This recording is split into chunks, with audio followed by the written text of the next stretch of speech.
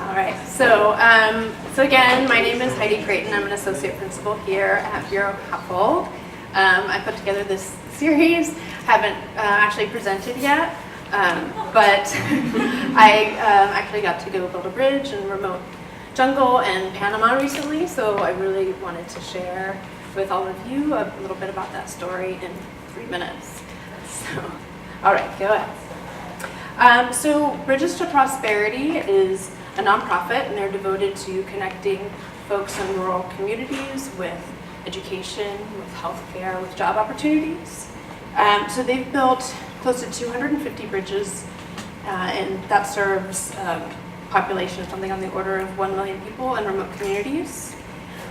So Bureau Happold and PCL partnered and worked with Bridges to Prosperity to build a bridge in Rio Calaveras, and there you can see where it is relative to Panama City.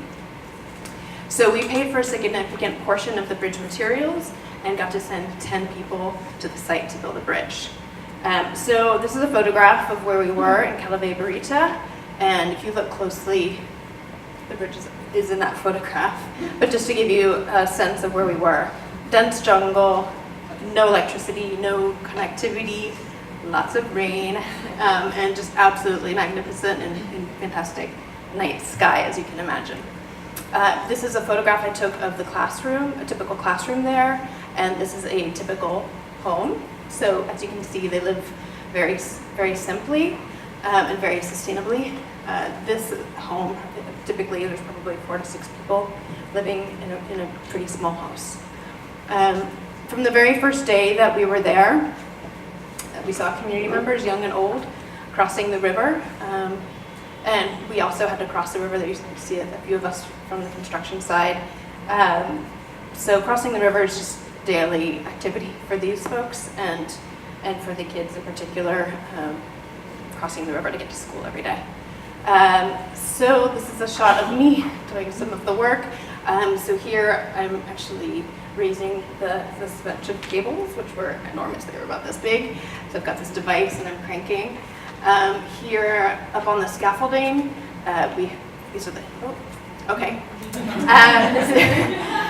This is the glamour shot. It was a 200-foot suspension bridge. And a really important thing is the community was also heavily invested in this. They also paid for a significant portion of the materials.